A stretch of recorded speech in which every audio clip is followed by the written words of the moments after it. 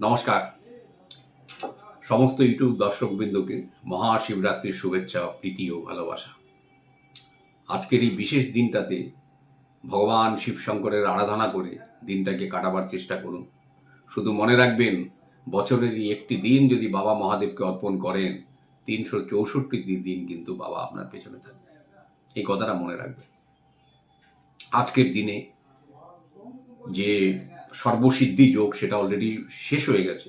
আশা করি সবাই সেই সময় পবিত্র গঙ্গাজল ও বেলপাতা দিয়ে নিজের মনস্কামনা বাবাকে জানিয়েছেন এবং সংকল্প করেছেন। যারা করেননি কোনো দোষ নেই। চেষ্টা করবেন প্রত্যেকটা প্রহর বাবাকে যথাসাধ্য যে জিনিসগুলো আমাদের শিবরাত্রির ভিডিওতে বলা হয়েছে সেগুলোকে দিয়ে পালন করতে। যারা একান্তই পারবেন না তারা চেষ্টা করবেন 12টা 38-এর প্রহরটা সবচেয়ে ভালো। সেটাও যাদের সম্ভব হবে না তারা 9টা 38-এর প্রহরটা চেষ্টা করবেন। সেই সময় একে একে সব দেবেন। প্রথমে দেবেন আপনি দুধ, তারপরে দেবেন দই, তারপরে ঘি, তারপরে মধু, একটু চিনি, তারপরে গঙ্গাজল, তারপরে বেলপাতা। এটা যারা সাধারণ, যাদের মনে করুন জীবনে সাপির যোগ, কোনো রকম কষ্ট, কোনো রকম অবস্ট্রাকশন লাইফের মধ্যে রয়েছে, কোনো রকম মামলা মোকদ্দমা, কোর্ট কাছারির, তারপরে শত্রু যোগ, তারপরে পিতৃদোষ, কালসর্পদোষ, তারা নাক ডাঙিন নিয়ে যাবেন এবং নাক ডাঙিনটা বাবার জলাধারের নিচে রাখবেন। রেখে তার উপরে একটু তিল দিয়ে, বাবার শিবলিঙ্গে তিল দিয়ে তার উপরে একটু সর্ষের তেল ঢালবেন এবং বাবার কাছে প্রার্থনা করবেন আপনার জীবন থেকে যেন সাপির যোগ সব দূর হয়ে যায়। তারপরে ওই নাক ডাঙিনটাকে ওখানেই রেখে আসবেন এবং 3বার হাততালি দিয়ে বাবার কাছে প্রার্থনা করবেন আপনার জীবন থেকে এই পাপের ছায়াগুলো যেন চলে যায়।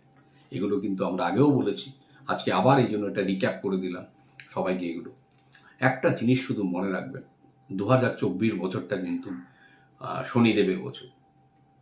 কেউ অহংকার করবেন না যে আমার কাছে প্রচুর অর্থ আছে। আপনার এই অর্থ অনর্থের মূলও কিন্তু হতে পারে, এবং যাদের কাছে অর্থ আছে আর তারা দম্ভ নিয়ে আছেন, 1 সেকেন্ডও লাগবে না কিন্তু খাদে পড়তে, এটা মনে রেখে দেবেন। অতএব যাদের কাছে অর্থ আছে তারা অর্থের ব্যবহার করুন, অপব্যবহার করবেন না। আর যাদের নেই তাদেরকে দেখুন না কিছুভাবে সাহায্য করা যায় কি না। কেন অনেকে আমার কাছে আসছেন, গিয়ে বলছেন একটু কম হবে না ফিস করে। দেখুন, যেটা একটা কর্পোরেট ল অনুযায়ী সবার জন্য একটা নিয়ম থাকে, সেই নিয়ম কিন্তু আমরা কারোর জন্য লঙ্ঘন করতে পারি না। সেই জন্য যদি আপনার মনে হয় যে কোনো ক্ষেত্রে আপনার অ্যাস্ট্রোলজারের পারিশ্রমিক দেওয়া সম্ভব নয়, আপনি আমাদের ভিডিওগুলো ফলো করবেন এবং সবচেয়ে ভালো যে আপনার এই দুঃখের জিনিসটা কিন্তু ভগবান শিব শঙ্করকে জানাবেন। কেন আপনি অ্যাস্ট্রোলজারের পেছন পেছন ঘুরছেন? কেন সেও তো আপনাকে 10 রকম রেমেডি দিয়ে আপনাকে একটা কষ্টের মধ্যেই ফেলবে। তো যাদের কাছে মনে করুন আর্থিক সচ্ছলতা নেই, তারা চেষ্টা করুন স্পিরিচুয়াল দিকে নিজেকে তুলে ধরতে। যদি সম্ভব হয় তাদের কিছু না পারেন 3টে 5 মুখী রুদ্রাক্ষ নিয়ে শিবশঙ্করের হাতে জীবনটাকে ছেড়ে দিন। অনেক কিছু কিন্তু আপনাদের পরিবর্তন হয়ে যাবে। আমরা দেখলাম আমাদের এই দীর্ঘ রিসার্চের মাধ্যমে যে রত্ন ধারণ শুধু করে কিছু আর এখন হচ্ছে না। কারণ হচ্ছে আপনি তো আপনার যারা ফ্রেন্ড প্ল্যানেট মানে বন্ধু মনোভাব সম্পন্ন যে গ্রহ তাদেরই আপনি রত্ন দান করতে পারেন, এবং তাও সব ক্ষেত্রে হয়ে ওঠে না। মানব গ্রহের রত্ন দান করা চায় না। তাই যারা 3টে 4টে 5টা 6টা রত্ন ব্যবহার করে আসছেন, চেক করুন, নিশ্চয়ই ভালো করে চেক করে দেখবেন। নিজেরকে প্রশ্ন করুন এটা আপনি কেন নিয়েছেন। কেন আপনাকে তো কোনো অ্যাস্ট্রোলজার কিছু একটা বুঝে দিয়েছে, আমি তাকে ছোট করতে চাই না, কিন্তু কথা হলো লজিক নেই কোনো এসব জিনিসে। আর ক্যাটসাই গোমেদ আবার বলছি, যদি থাকে, যদি মনে করেন আমার কথার মধ্যে কোনো বক্তব্যের মধ্যে কোনো সায়েন্স আছে, কোনো জাস্টিফিকেশন আছে, তাহলে পরে ওগুলোকে দয়া করে খুলে রাখার চেষ্টা করুন। কিছুদিন খুলে দেখুন না কি হয়। কারণ আমরা কিন্তু রিসার্চ প্রোডাক্ট নিয়ে আলোচনা করি, এবং আমরা যখন দেখি কোনো জিনিস আমরা ভুলও বলে ফেলেছি, রূপোর আংটি নিয়ে কোনো সময় হয়তো আমরা একবার বলেছিলাম এটা নিলে ভালো হয়, তারপরে আমরা দীর্ঘ সময় দেখলাম এটার পেছনে পড়ে। কেন কোনো জিনিস যখন আমরা শেয়ার করে থাকি না, সঙ্গে সঙ্গে সেটা নিয়ে কিন্তু তার উপরে আমাদের কাজ চলতে থাকে, এর অ্যাকশনটা কেমন। যদি দেখি আমাদের বক্তব্যতে ভুল ছিল, অবশ্যই সেটাকে চেঞ্জ করি আমরা। এটাই তো আমাদের স্পেশালিটি। যারা আমাদের সঙ্গে যোগাযোগ করতে চাইছে 2টো থেকে 4টের মধ্যে ফোন করবেন দয়া করে, আর অন্য কোনো সময় ফোন করবেন না। আর আমার চেম্বার কোথায়, চেম্বার কোথায়, এক কথা আমাকে শুনতে হচ্ছে। আমাদের ভিডিওর নিচে যে পরিষ্কার করে লেখা আছে এটা অনেকেই ওভারলুক করে যাচ্ছেন। তো এনিওয়ে, আমরা আসছিলাম শিবরাত্রির ওপরে।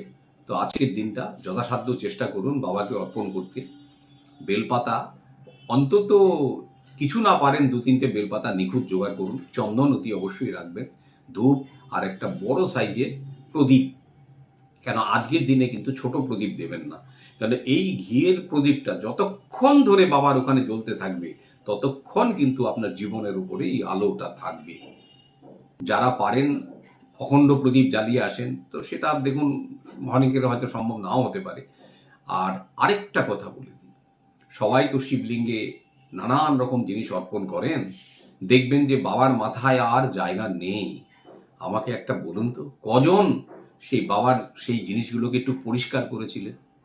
কজন তাকে পরিষ্কার করে পরিচ্ছন্ন করে সেই ফুল বেলপাতা প্রসাদী জিনিসগুলোকে একটা প্যাকেটে করে সাইডে সরিয়ে রেখেছেন? কজন করেছেন? করেন।